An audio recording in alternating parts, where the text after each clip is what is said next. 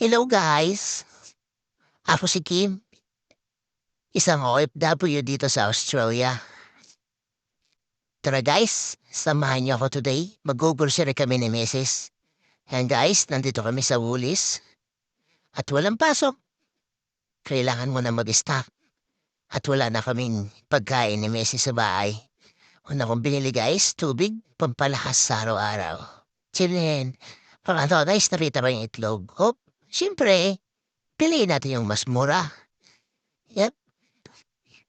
At guys, tinatingnan ko isa-isa kasi minsan may mga basa din itlog. Ganito bumili sa Australia ng itlog guys, kailangan mong busisiin sa isa. Kasi sayang naman pag nabili mo may basag.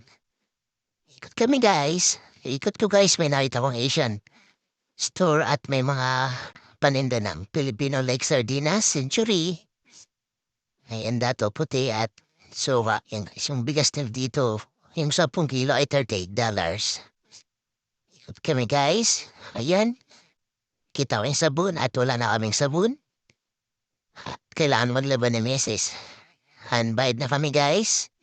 Yan nga pala si Mrs. guys at siya yung mag-i-scan na yan. Pangarap niya to sa Pilipinas maging cashier. Ngayon natupad na sa Australia. Isa na siyang cashier, isa na rin siyang customer. Biro lang. Dito guys sa Australia, self-service. Scan mo, bayad mo. Ginang ko bilis dito guys, wala nang pila.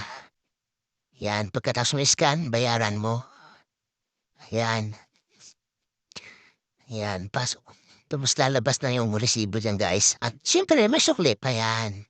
Nagsusukli din naman yan si machine. Yan guys, tapos kami mag-grocery, diretso kami sa bilihan ng karne. Ayan guys, bibili nga ako pala ng panistak dito for 2 weeks kasi sabi ni Kuya Kim, may parating daw na bagyo. Biro lang. Ayan guys, yung mga nagtitinda dito ay puro Chinese. Minsan hindi kami gaano magkakaintindihan kasi hindi rin ako marunong mag-English. Cheers, mate! Guys, pagkatapos na bumili ng karne, diretso kami sa sa purtasan. At pagkatapos, pinikap ko na yung in-order kong isda, pangus, tilapia at pusit. Tara guys, pauwi na kami, napadaan lamang sa milk teahan at masyadong mainit yung panahon. Bumili muna kami ni Mrs. Ayan, guys, pauwi na kami guys.